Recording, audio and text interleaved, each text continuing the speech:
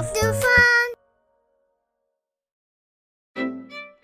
Thanks for joining us for another Seed of Melanin story time. We have a great book for you today. It's called Unspeakable, The Tulsa Race Massacre. It was written by Carole Weatherford and illustrated by Floyd Cooper. We hope you enjoy it.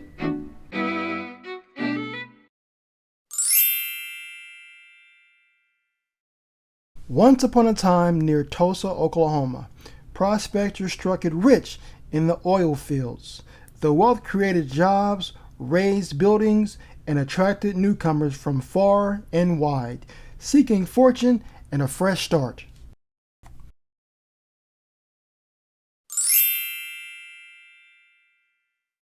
Once upon a time in Tulsa, there was a community called Greenwood. Its residents descended from black Indians, from formerly enslaved people, and from Exoders, who lived west in the late 1800s, fleeing from the violence and racism of the segregated South.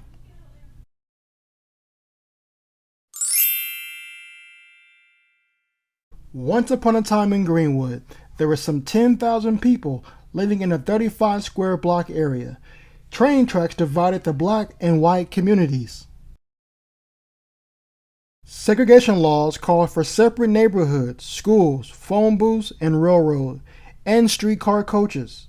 Unfair tests made it hard for blacks to register to vote, and laws barred marriages across racial lines.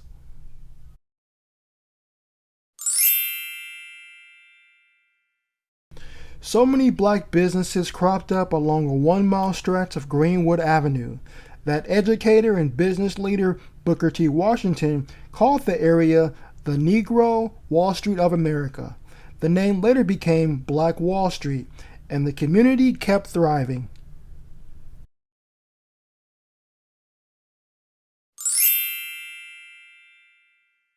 Once upon a time on Black Wall Street, there were dozens of restaurants and grocery stores.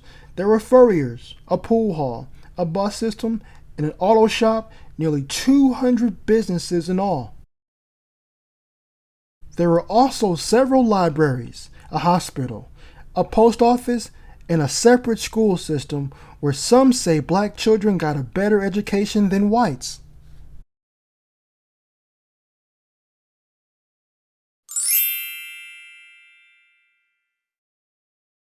There were 2 black-owned newspapers, the Tulsa Star and the Oklahoma Sun, and over 20 churches, and 15 black doctors, including Dr. A.C. Jackson, the most able black surgeon in the nation.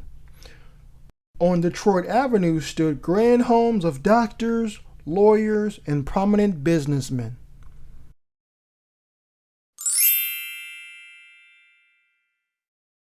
Once upon a time in Greenwood, there was barbershops and beauty salons. Miss Mabel's Little Rose Beauty Salon boomed on Thursdays when maids who worked for white families got coiffed on their day off and strutted in style up and down Greenwood Avenue. The soda fountain at Williams Confectionery was the backdrop for scores of marriage proposals.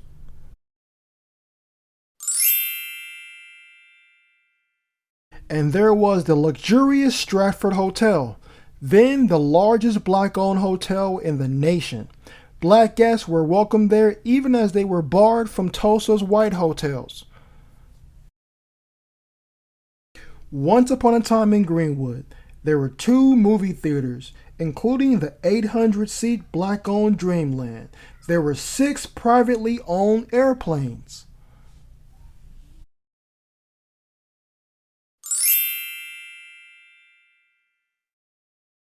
In 1921, not everyone in Tulsa was pleased with the signs of black wealth, undeniable proof that African Americans could achieve just as much, if not more, than whites. All it took was one elevator ride. One 17-year-old white elevator operator accusing a 19-year-old black shoeshine man of assault for simmering hatred to boil over.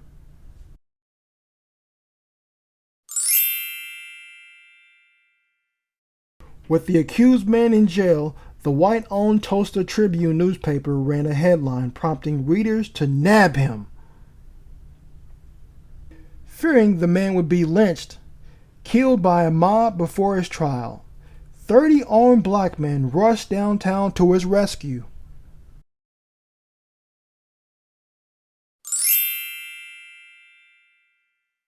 At the jail, they faced off with 2,000 armed whites. On May 31st, 1921, one day after Memorial Day, a holiday honoring fallen soldiers. Skirmishes between the two groups left 2 black men and 10 white men dead, but the worst was yet to come. Unable to get to the jailed suspect, the white mob sparked rumors that the black community planned to attack.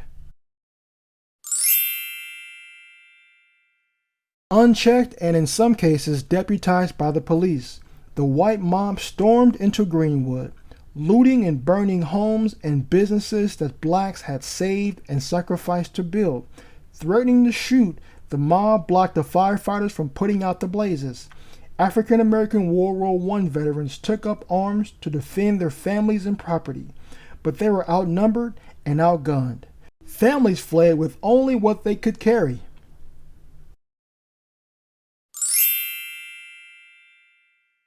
Once upon a time in Greenwood, up to 300 black people, including Dr. Jackson, were killed. Hundreds more were injured. More than 8,000 people were left homeless. And hundreds of businesses and other establishments were reduced to ash. The police did nothing to protect the black community. When the National Guard arrived the next day, all that was left to do was put out fires and move thousands of black residents into camps outside of Tulsa. As their community lay in ruins, black residents had to carry passes to enter the city.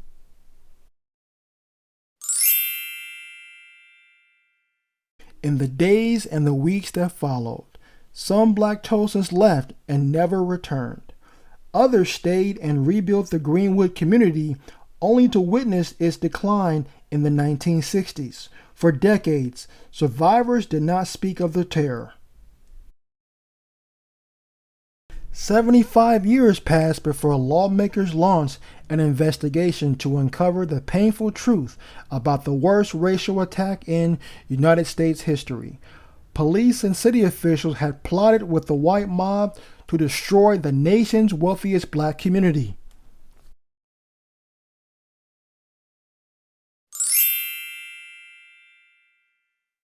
Today, Tulsa's Reconciliation Park remembers victims of the 1921 massacre and recalls the role of African Americans in Oklahoma history. But the park is not just a bronze monument to the past. It is a place to realize the responsibility we all have to reject hatred and violence and to instead choose hope.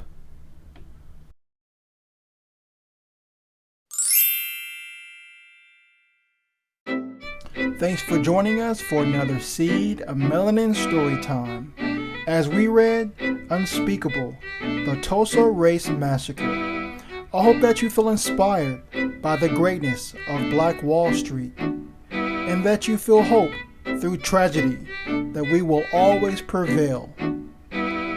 Until next time, my friends, bye-bye.